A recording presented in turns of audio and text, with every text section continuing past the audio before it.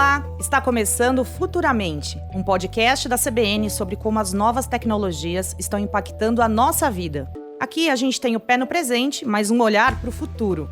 Um futuro com inteligência artificial, robótica avançada, realidade virtual e tantas outras tecnologias que estão ajudando a gente a construir esse futuro. Esse podcast é apresentado por Marta Gabriel, futurista, especialista em tecnologia e inovação, e por mim, Carol Tamassia, jornalista aqui da CBN. Marta, é um prazer ter você de volta aqui. Muito bom, Carol. Uma delícia quando a gente tem o nosso papo. Bora para mais uma temporada. Mais uma. Bom, hoje a gente vai falar sobre o futuro da saúde. Esse futuro vai ser inteligente e conectado, né? Como todo mundo diz. E eu já vi você falando, Marta, que nessa área tão sensível que é a saúde, daqui a pouquinho, assim, a gente vai começar a viver 100, 120 anos. É verdade isso aí? Eu acho que a gente não vai morrer. A gente tem uma grande probabilidade, talvez, de não morrer. Até eu acho que é uma coisa que eu gosto de brincar, é que a gente tinha algumas certezas no mundo, né? A certeza que a gente não morria, que foguete não dava ré e impostos. Agora eu acho que foguete já dá ré, a gente já sabe, talvez a gente não morra mais, só imposto que eu acho que vai ser para sempre. Mas no caso da saúde, os avanços são tão grandes nos últimos 2 anos, a gente já tinha essa expectativa lá atrás, inclusive tem um cara, assim, um guru na área de tecnologia, que é o Ray Kurzweil, que há muitos anos ele já fala isso, que a gente sabe como, por exemplo, preservar uma casa por 300 anos, 500 anos, 1000 anos. Se a gente entendesse como funciona o nosso código e entendesse como fazer essa preservação, a gente poderia viver para sempre. E, na realidade, a gente já foi aumentando a expectativa de vida, especialmente no último século, e agora, com a IA avançando, o ano passado de Química foi justamente para o uso de IA, com mais 2 pesquisadores da DeepMind, para você projetar proteínas que têm impacto na área da saúde. Aliás, outro dia eu estava vendo um cara falar que a gente vai poder conversar com as nossas proteínas, né? Ou analisar o que a gente tem, ou fazer medicamentos personalizados.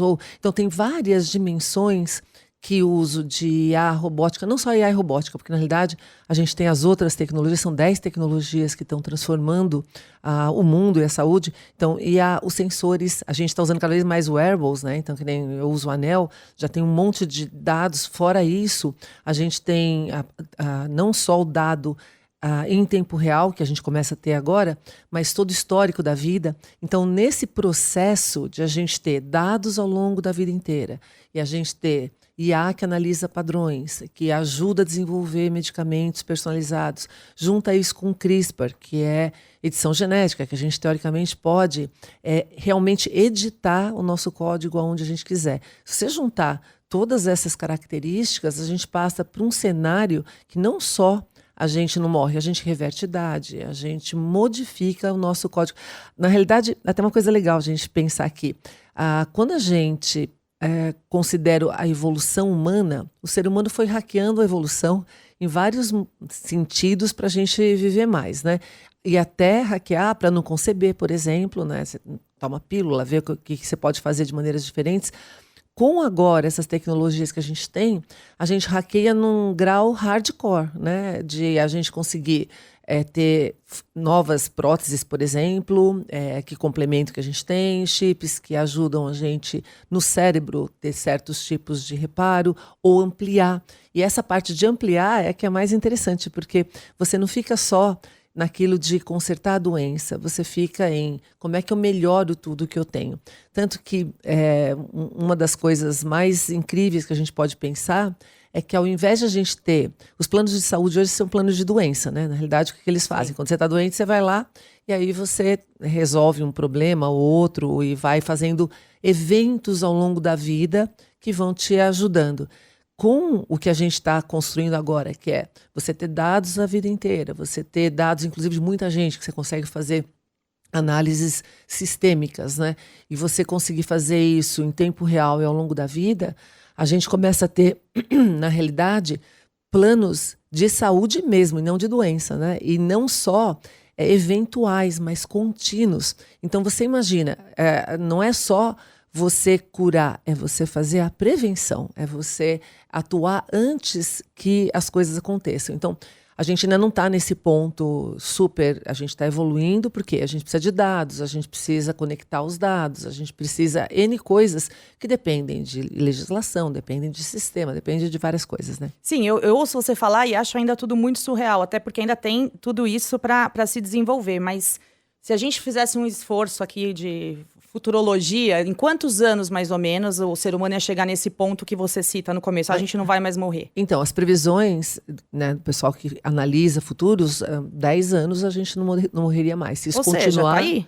É que a gente, lembrando dos outros episódios que a gente fez, a gente tem N outras questões no mundo, que não é só a tecnologia.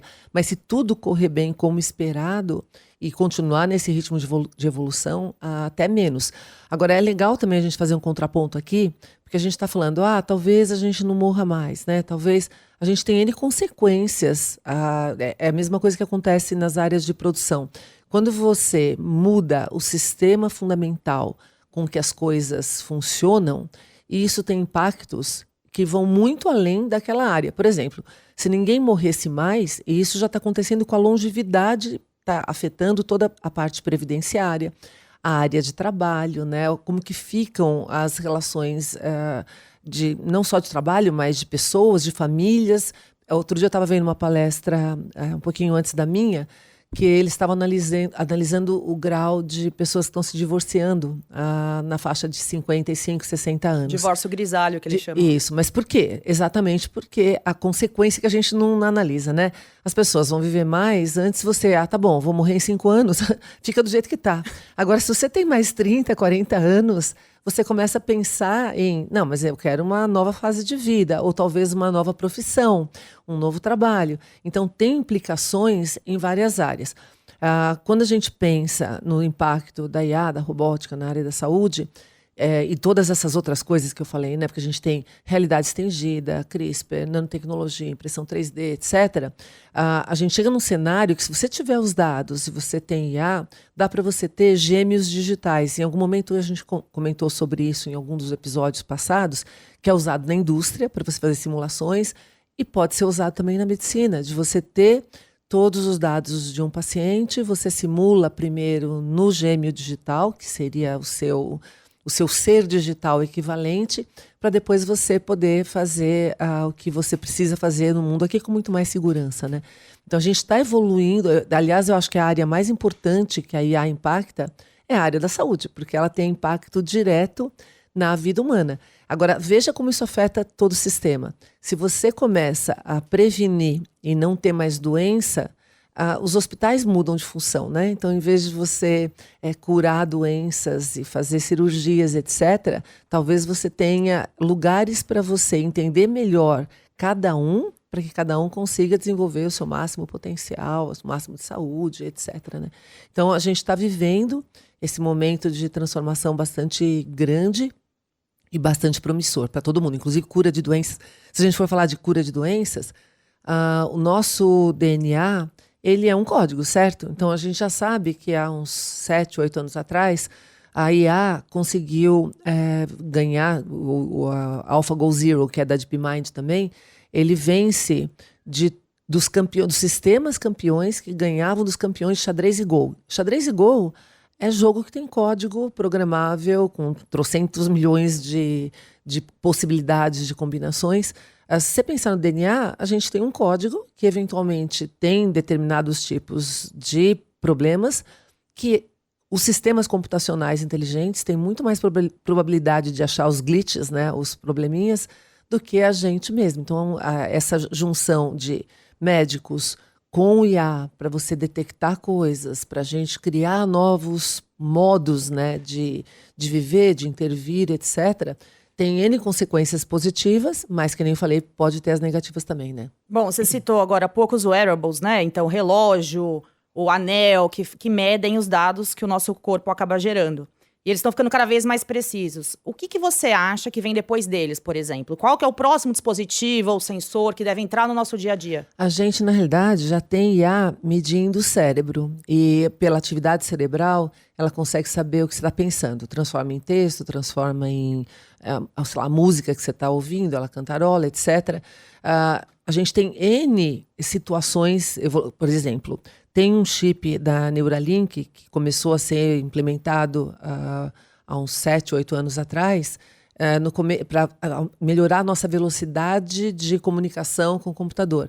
Eu estava vendo depoimento de uma pessoa o ano passado que está com o chip implementado no cérebro, e essa pessoa ela consegue jogar tão rápido que ela não consegue nem estruturar o pensamento, ela já jogou. Ela tem uma vantagem cognitiva durante os jogos, ganha de todo mundo, ninguém mais ganha desse cara. E aí ele fala o seguinte, eu nem consigo pensar, já foi. Então, a gente vai conseguir ter, é isso que eu estava falando, né? Não só no modo de você medir, mas no modo de você operar, de colocar. Tem casos reportados, depois o Alexandre vai poder até ampliar o que a gente está falando aqui com cases até mais interessantes, mas de uma pessoa que em 2023 é tetraplégico, implementou 2 chips de IA no cérebro e a pessoa está recuperando movimentos. Uma mulher que era cega 100%, aí colocou lentes também programadas por IA, etc., está enxergando melhor do que a gente, né? Então, a gente começa a ter a ampliação daquilo que você... Não só a correção, mas a ampliação daquilo em vários graus.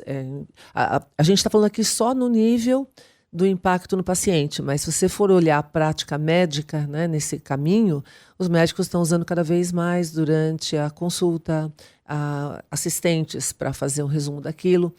Outro dia eu estava vendo os sistemas que os hospitais estão integrando, e tem vários que já tem, que você integra todas as áreas do hospital. Então, quando um médico faz uma prescrição para um paciente, aquilo já vai para pedido na farmácia, a farmácia vê se tem, analisa estoque de demanda.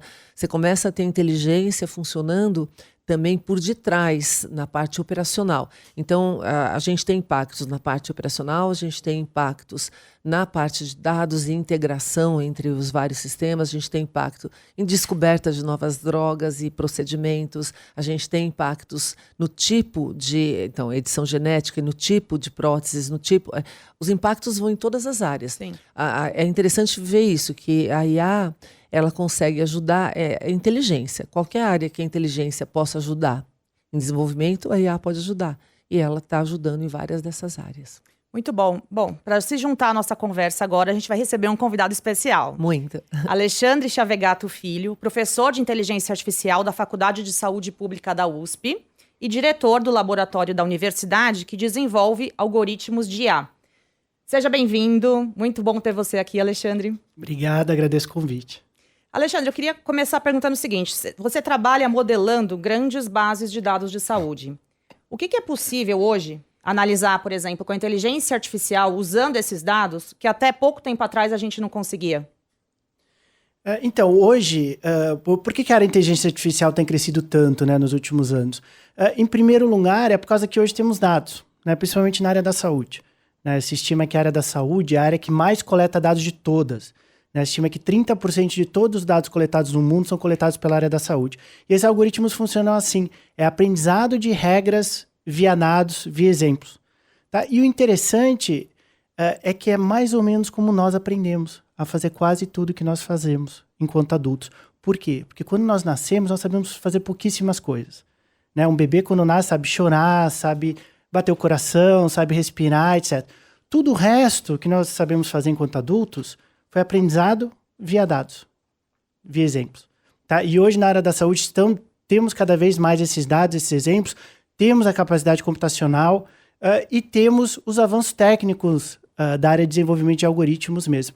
Então, em princípio, tudo que nós fazemos enquanto adultos, não existe nenhum motivo pelo qual esses algoritmos não vão conseguir fazer eventualmente. Só precisamos de dados, que é o grande desafio aí da área da saúde.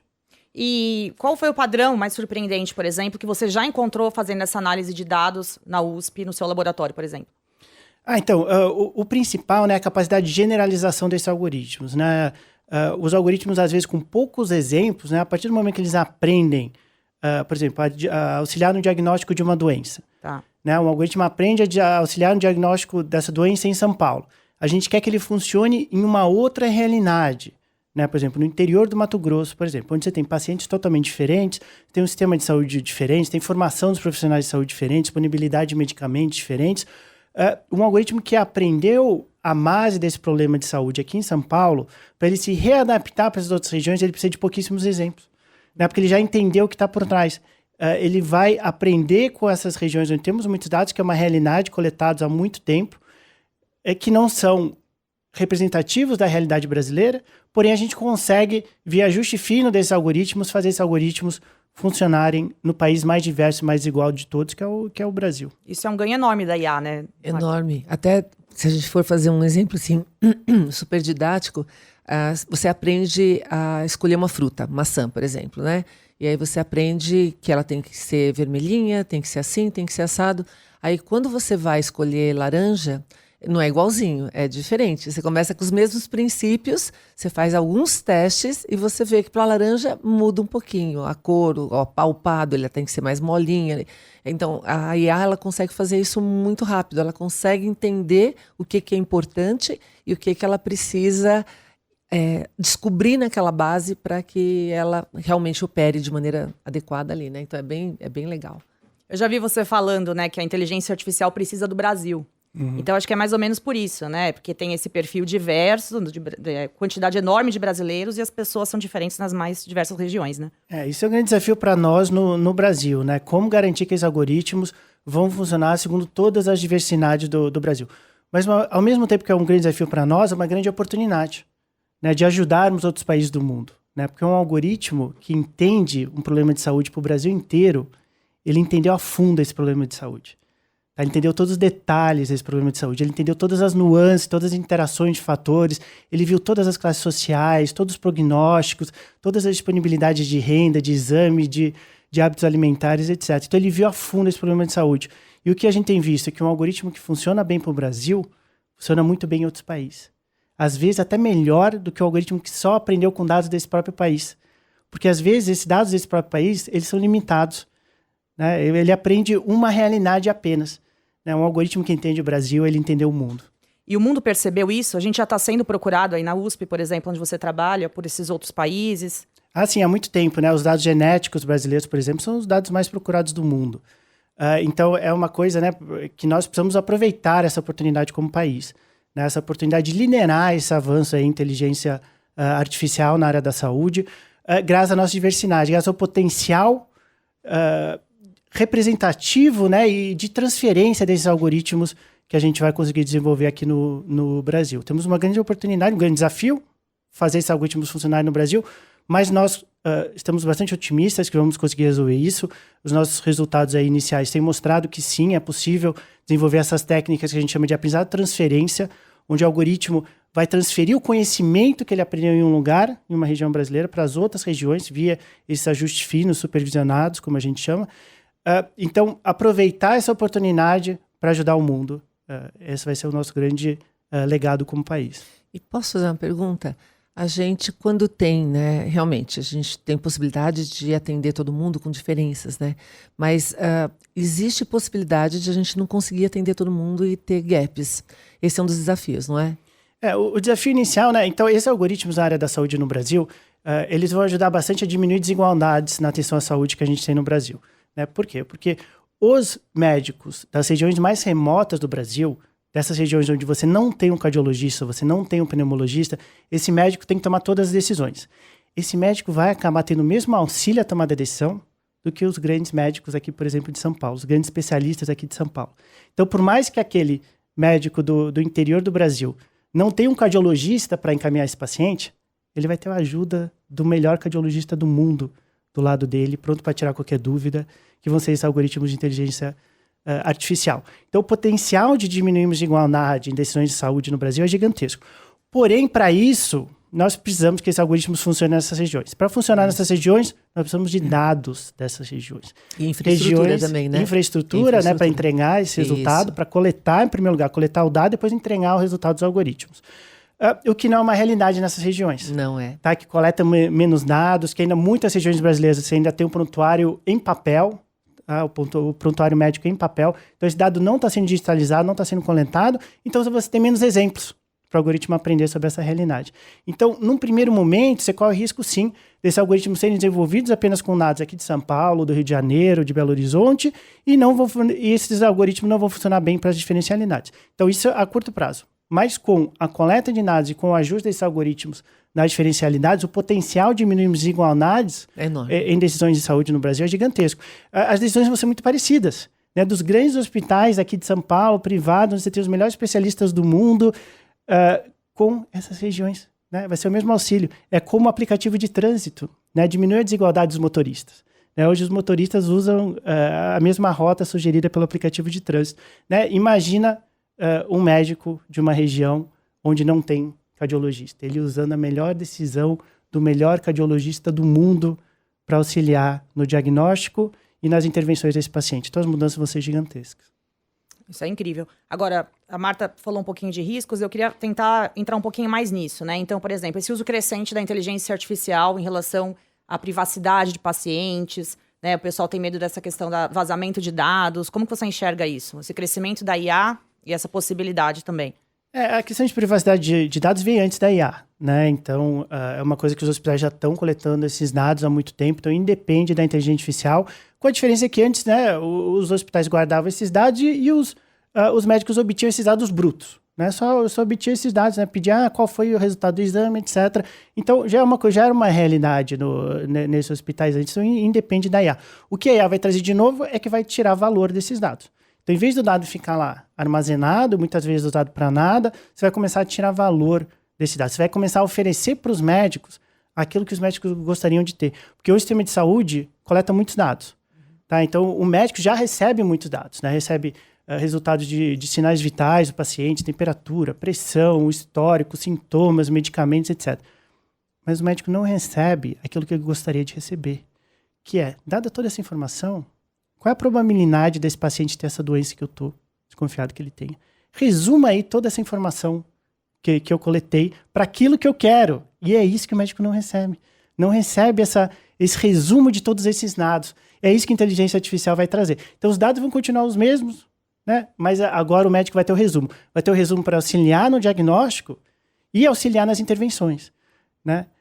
Por exemplo, dada todas essas informações, dado esse diagnóstico desse paciente, o que vai acontecer se eu prescrever esse medicamento para esse paciente? Qual a probabilidade do problema ser resolvido, dadas essas características do paciente, se eu prescrever esse medicamento aqui? O algoritmo vai ter analisado milhares de pacientes, milhões de pacientes, e vai conseguir falar, historicamente um paciente que nem esse, com esse medicamento, tem 92%, por exemplo, de probabilidade de ter o seu problema resolvido. Então o médico vai seguir com esse tratamento. Sem contar o histórico, né? Porque hoje você tem um histórico extremamente limitado. Eu até brinco que quando você chega no médico, você vai lá e você conta algumas coisas. Tô sentindo isso, aquilo, fiz exame não sei quando, tive filho não sei quando, foi parto assim, assado, papapá. É tudo limitado e dependente da nossa memória. Quando você começa a ter isso no sistema integrado, e nenhum médico tem condições, a gente brinca, né, que a IA ela é boa em volume, velocidade e automação. Nosso cérebro ele é bom em pensamento crítico, autonomia e ambiguidade. Na hora que você pega todo esse pregresso, ou mesmo alergias, antepassados, né? Toda vez a gente vai no médico e pergunta, e seus pais? Histórico familiar. Histórico familiar. Imagina isso acontecendo desde que você nasce, com isso bem mais forte, e aí trazendo isso para o médico, na hora que ele vai fazer. É muito mais rico, é uma chance muito maior de trabalhar a favor da saúde, né? Além disso, que é uma coisa bem bacana também que o Alexandre pode comentar com a gente, quando você tem dados, você começa a ter mais informação e pode ajudar não só o indivíduo, né, com drogas personalizadas ou com tratamento personalizado, mas a comunidade entender melhor onde que está o problema. Eu lembro que alguns anos, muito antes da IA, alguns anos atrás, aqui em São Paulo, uma análise de dados mostrou que a longevidade das periferias era muito menor do que a longevidade dos bairros mais favorecidos. E aí eles começam a analisar. Por quê? Porque tem sistema de saúde, porque tem dinheiro para conseguir se tratar de determinados tipos de coisa, porque tem menos violência. Então, são vários fatores. Então, quando você começa a ter esses padrões, você consegue saber, como órgão público, aonde que você também pode ajudar e intervir e também trocar experiências com outros lugares que passaram pela mesma situação, né? Então, você começa a saber realmente. Peter Drucker falava isso, né? A gente só consegue gerenciar aquilo que a gente consegue medir. E agora a gente consegue medir muito mais. Ou seja, os médicos vão errar menos, né, com esses dados. Tem um apoio maior para eles, né? Que às vezes não é nem questão de errar, às vezes tá no escuro, né? Não tem informação. Uma vez eu assisti um TED, um cara que é sensacional, de cérebro. E ele fala, veja como faz diferença você ter dados e em várias áreas diferentes. Enquanto o raio-x começou a mostrar internamente o corpo das pessoas, e você começa a saber que um osso está quebrado, que tem uma coisa acontecendo, no cérebro, até recentemente, você imagina o que está acontecendo, então você vai tateando. Com as novas tecnologias de uns anos para cá, nos últimos 10, você enxerga muito melhor o que acontece no cérebro, a precisão das imagens também está maior, agora com a IA ajudando a analisar padrões, que o nosso cérebro é bastante complexo. Então, quando você começa a enxergar mais e ter mais dados, você começa a ser muito mais assertivo, porque você está entendendo o que está acontecendo, né? E como assim, você acha que vai ser daqui a uns anos, sei lá, em 2030, eu vou ter que fazer check-up anual? Ou esses dados vão ser coletados diariamente e eu vou receber um relatório? Eu não sei, tô pensando aqui. O que você acha que vai ser o paciente em 2030? Vai fazer check-up? Eu acho que vai fazer mais check-up do que faz hoje. Porque hoje, a Marta chegou a mencionar isso no início, a gente tem um sistema de saúde reativo, né? Reativo ao problema de saúde. Você vai lá, tem um infarto e aí você começa a se consultar com o cardiologista. Imagina que você tivesse uma predição, se fosse no cardiologista, e o cardiologista conseguisse falar, ó, dada a tua característica, o teu histórico, você tem uma probabilidade de 91% de ter um infarto daqui a 2 anos. Olha como isso vai abrir o teu interesse em medidas preventivas. Em evitar que esse infarto, e você sabe que esse algoritmo funciona, ele está falando que 91%, 92% de você ter infarto. Você vai começar aí de cada mês, a cada mês. Já sai de lá caminhando, já deixa o carro estacionado e já vai fazer exercício. Já começa a fazer exercício, já se alimenta melhor, já procura mais esse acompanhamento médico. Então vai abrir um potencial de medida preventiva gigantesco, né? Então as pessoas vão ter mais contato com o sistema de saúde. Né? É uma coisa que às vezes as pessoas mencionam, como é que vai ficar o emprego na área da saúde? Eu acho que vai aumentar muito a demanda pelo sistema de saúde. As pessoas vão começar a ir muito mais ao médico.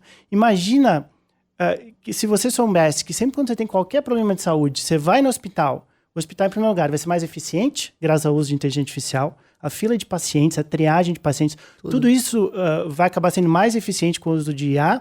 E depois o teu diagnóstico vai ser o melhor possível. E a intervenção vai ser a melhor possível. O teu problema vai ser resolvido.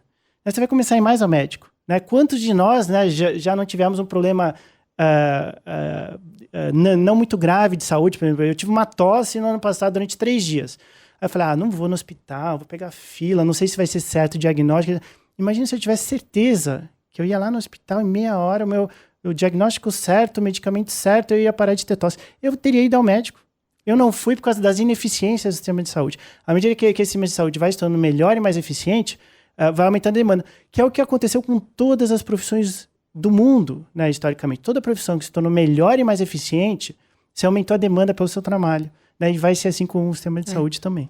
A gente pode fazer até uma analogia com o xadrez, né? Que as pessoas falam, agora o campeão de xadrez e gol do mundo é um sistema, já 7, 8 anos.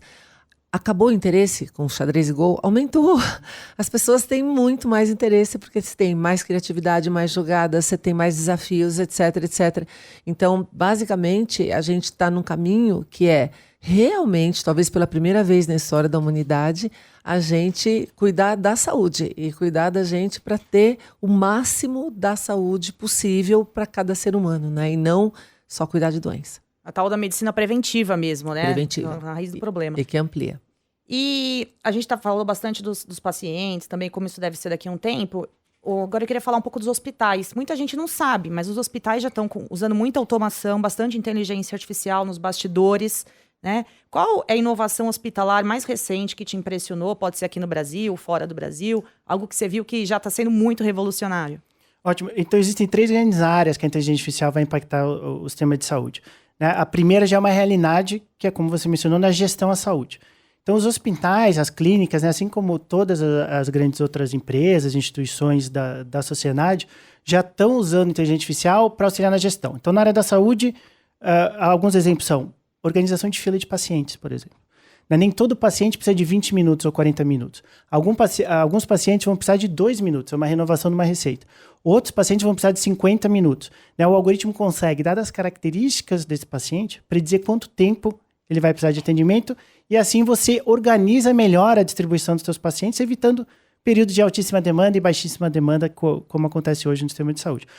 Outro exemplo, predição de no-show, né? Quando o paciente não vai na consulta ou não vai numa cirurgia, por exemplo, né? Que é uma grande fonte de ineficiência do sistema de saúde. Né? Você prepara lá toda uma equipe para uma cirurgia, etc. O paciente não vai né, no dia marcado. O algoritmo consegue entender, dadas as características dos pacientes, qual a probabilidade desse paciente não vir hoje na minha consulta, né? E o hospital faz o quê? Liga para o paciente, confirma que o paciente vem. Tá? E aí diminui, e já começaram a sair resultados sobre o quanto esses hospitais estão poupando, né, com essas melhorias de decisões. Né? Outros exemplos, quais os recursos físicos e humanos que eu vou precisar no meu hospital nesse fim de semana. Por exemplo, quantos leitos de UTI eu vou precisar no meu hospital. Depende das características dos pacientes que eu tenho internado hoje. O algoritmo consegue predizer, dadas essas características desses pacientes, você vai precisar de 3 leitos de UTI no fim de semana, você consegue alocar 3 leitos de UTI e os intensivistas que você vai precisar. Então, já é uma realidade dos grandes hospitais e há para gestão à saúde. Tá? A segunda área, que ainda não é uma realidade total, está começando a ser uma realidade, é a diminuição das burocracias do sistema de saúde. É impressionante a quantidade de tempo que o profissional de saúde passa preenchendo burocracias, incluindo a principal queixa dos médicos e dos pacientes hoje no sistema de saúde, depois de uma consulta, que é o fato de que o médico ficou preenchendo prontuário eletrônico, olhando para baixo, digitando informação, em vez de conversar com o paciente. Enquanto você relata o sintoma, ele fica lá. Ele fica olhando para baixo, você tem que esperar um tempinho até terminar de digitar. É a principal queixa dos pacientes e dos médicos. Do próprio médico, não gosta disso, detesta isso. O que já está acontecendo? Um algoritmo ouve essa conversa e preenche o prontuário eletrônico. Você não precisa coletar 2 vezes, uma pela fala, outra pela digitação. O algoritmo ouve a conversa e vai aparecer na tela do médico o prontuário sendo preenchido ali, né? E qualquer dúvida faz outra pergunta que não está ali preenchida, etc. Então, simplesmente a principal queixa, né, dos médicos e dos pacientes sendo resolvida com a primeira chegada da inteligência artificial no sistema de saúde. Tá? E existem muitas outras burocracias, né? Preenchimento de relatórios, cirurgias, pedidos de reembolso. O profissional de saúde passa muito tempo com burocracia no seu dia a dia e o profissional de saúde não gosta disso, ele quer atender paciente. Né? E é uma fonte de ineficiência gigantesca. Então, essa segunda área, diminuição de burocracias, está começando a ser uma realidade. E a terceira, que ainda não é uma realidade total, mas está começando bem devagarinho a aparecer, eu acho que essa terceira área vai ser a área mais impactante da inteligência artificial de todas, não apenas na área da saúde. Né? Qual vai ser o maior impacto da inteligência artificial na sociedade vai ser essa terceira área dentro do sistema de saúde, que vai ser o auxílio à decisão clínica. Auxílio a diagnóstico e prognóstico de pacientes. Tá? Essa vai ser a área mais impactante da inteligência artificial de todos os impactos em toda a sociedade. Vai ser em melhorar decisões na área da saúde. Por que não é uma realidade ainda? Porque é uma área muito consequente. Tá? Estamos lidando literalmente com vida ou morte. Tá? Então é uma área que não pode errar. Tá? E é a área que nós trabalhamos no laboratório. Se essa área aceitasse o mesmo erro das outras áreas, por exemplo, o erro da rede social de predizer, do algoritmo da rede social de predizer quem é o teu melhor amigo, ou do site de streaming predizer qual filme você quer assistir. São os mesmos algoritmos que essas áreas usam que funcionam na área da saúde. Tá? Mesmas técnicas, as mesmas estratégias que todas essas outras áreas usam são as mesmas que funcionam na área da saúde. Por que então a gente não está usando isso para diagnóstico e prognóstico? Porque a gente não pode errar. Na área da saúde a gente não pode errar. Tá? Então, no dia que esses algoritmos estiverem melhores, estão melhorando, né? A cada semana sai um novo algoritmo com novas técnicas, vai melhorando. Então, na hora que esses algoritmos estiverem no nível suficientemente avançados e de qualidade de tomada de decisão, vai ser o momento que a gente vai colocar nessa área mais impactante e mais importante de todas. Mas, como é uma área mais consequente, a gente precisa ter mais cuidado. Tá? Mas é uma certeza que isso vai acontecer porque são as mesmas técnicas, as mesmas estratégias, as mesmas taxas de erros, os mesmos aprendizados de todas essas outras áreas da nossa vida que funcionam nessa mais importante de todas, que vai ser o auxílio à decisão clínica.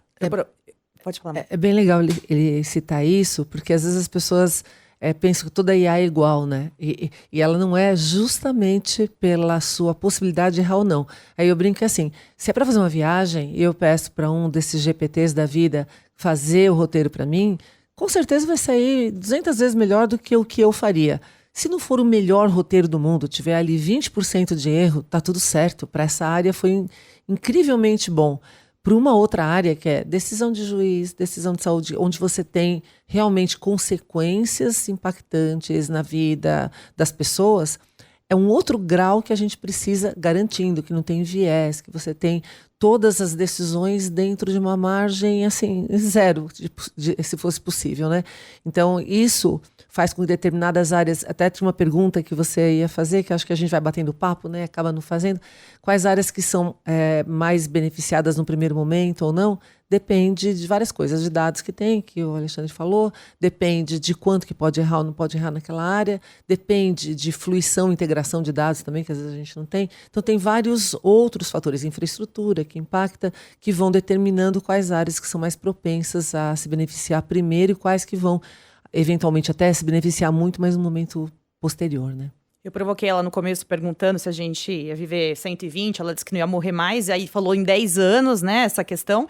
E então, dentro do seu laboratório, da sua pesquisa, você concorda com esses 10 anos ou você dá um prazo maior? Menor ou maior? O menor ou maior, Vamos ver. Então, é uma área bem polêmica, né? Mas eu adorei o otimismo, né? E eu compartilho desse otimismo. Eu compartilho mesmo. É uma área muito polêmica, né? Eu até me seguro às vezes para falar isso, mas eu acho mesmo que a gente tem que acabar com a morte involuntária.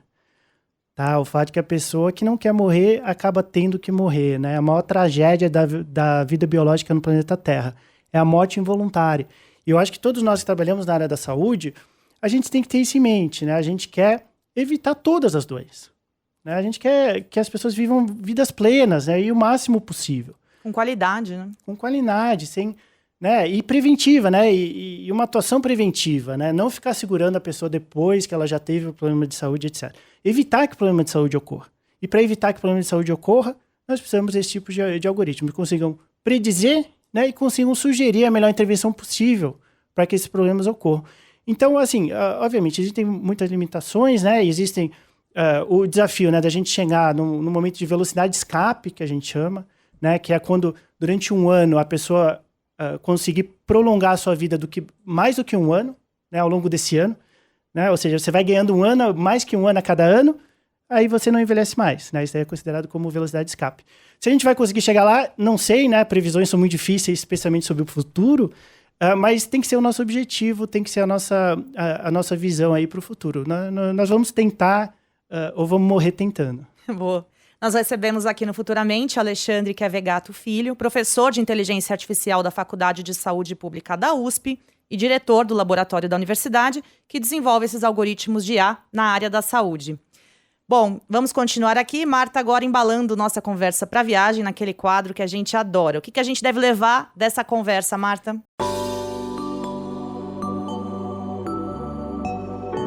Takeaway.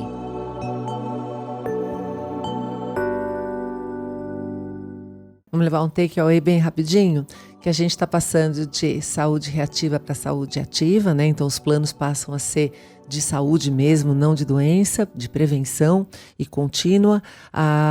30% dos dados hoje são da área da saúde, então a área da saúde contribui muito para isso, e quanto mais a gente tiver esses dados diversos e analisados com IA, a gente consegue crescer a nossa gestão em relação a eles. 3 áreas importantes, ou as impactantes da IA na área da saúde, que o Alexandre trouxe para a gente, gestão. Então a gente já está com bastante atuação forte das tecnologias nessa área, já é realidade, para diminuir fila, para fazer predição de no-show, para ajudar, inclusive, em gestão de recursos físicos e humanos na área da saúde.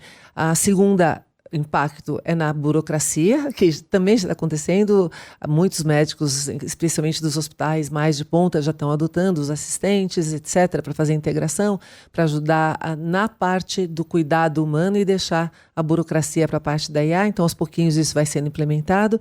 E a área mais crítica, que tem um poder de impacto muito grande na saúde e que está vindo aos pouquinhos devido à necessidade de uma precisão melhor, né, com relação ao erro, que é o auxílio à decisão clínica, tanto diagnóstico quanto prognóstico. Se isso continuar acontecendo e mais os impactos no desenvolvimento de drogas, de procedimentos, etc., a gente deve ter uma prolongação da vida com mais qualidade, né? Não apenas estar aqui, mas estar aqui vivendo plenamente, e a gente vai tentar chegar na velocidade de escape, né? Ou seja, vamos em um ano conseguir recuperar mais do que um ano, não envelhecer nesse um ano. Eu tô nessa fila, tá? Já falei pro meu marido, cuidado sem acidentes pra gente, daqui 10 anos a gente não morre mais, né? A gente tem que ficar por aqui. Então é isso, super obrigada, foi uma delícia o papo com você, a contribuição incrível pra gente aqui. O Futuramente vai ficando por aqui. Você pode encontrar a Marta no Instagram, @MartaGabriel. Você também pode mandar um e-mail pra gente, futuramente@cbn.com.br. E uma novidade, você pode assistir esse podcast no Spotify ou no YouTube também. O Futuramente teve a apresentação de Marta Gabriel e Carol Tamassia, edição de Ellen Menezes, os trabalhos técnicos são de Priscila Gubiotti e Cláudio Antônio, a coordenação de podcast é de Tiago Barbosa e Gabriel de Campos e a direção é de Pedro Dias Leite. Tchau, gente, até mais. Até a próxima. Tchau, tchau.